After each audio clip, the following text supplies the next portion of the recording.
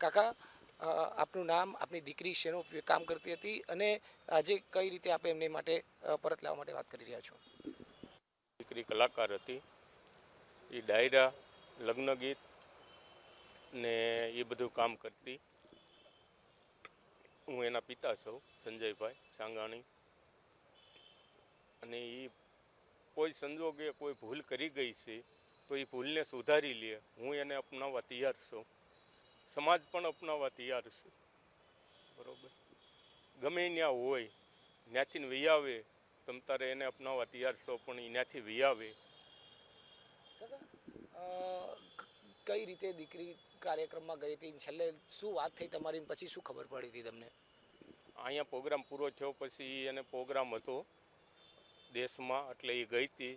અને જે દી પ્રોગ્રામ પૂરો થયો 16 ત્યારે એણે મને બપોરે કોલ કર્યો હતો કે હું પપ્પા સાંજે બસમાં બેસી જઈશ અને સવારમાં વહી આવીશ સુરત. પછી એનો ફોન બંધ થઈ ગયો. પછી તમે ક્યાં ફરિયાદ કરી અને કઈ રીતે? કાપોદ્રા પોલીસ સ્ટેશનને ફરિયાદ કરી હતી મેં. મને કોઈ ખ્યાલ નહોતો એટલે મેં ગુમની ફરિયાદ કરી હતી. પછી કઈ રીતે ખબર પડી અને પછી કોઈ સંપર્ક થયો છે, કઈ રીતનો શું કહે છે કંઈ?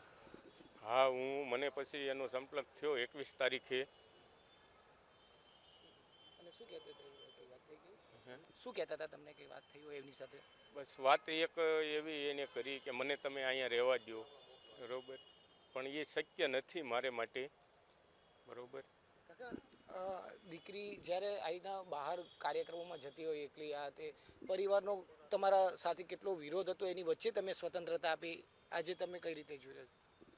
એનું સપનું પૂરું કરવા માટે મેં એને પૂરેપૂરો વિશ્વાસ, અને એણે મને કીધું તો મારી ઉપર પૂરેપૂરો વિશ્વાસ રાખજો, હું તમારી દીકરી નથી, દીકરો સૌ.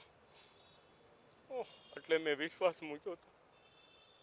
કોને કોને પરિવારમાં પણ વિરોધ કરતા હતા, અને આજે એ સાચું લાગતું ત્યારે કેવું થાય? દુઃખ તો થાય, પણ શું કરવું? હજુ પણ શું ઈચ્છા છે આપણી કાકા? એ તો મારે હૃદય હશે આવી જાય એટલું જ. કાકા, એક સવાલ એ છે કે આજે સરકાર આવા બધા કિસ્સાઓને લઈને જુદા જુદા સમાજ, પાટીદાર સમાજથી લઈને બીજા બધા સમાજો સરકારને એવી રજૂઆત કરી રહ્યા છે કે પ્રેમ લગ્નમાં માતા પિતાની સંમતિ ફરજિયાત રાખે. ખરેખર તમારી પર જે વીતી છે એને લઈને આવું થવું જોઈએ, કેટલું જરૂરી માનો? જરૂરી છે, બહુ જરૂરી છે, ખરેખર જરૂરી છે. અને આજ હું તો પટેલ સમાજ, આજ મારા પટેલ સમાજની દીકરી જાય, કોઈ પણ સમાજની દીકરી જાય, જેને દીકરી કહી હોય એને ખબર હોય, બીજાને ન હોય ખબર.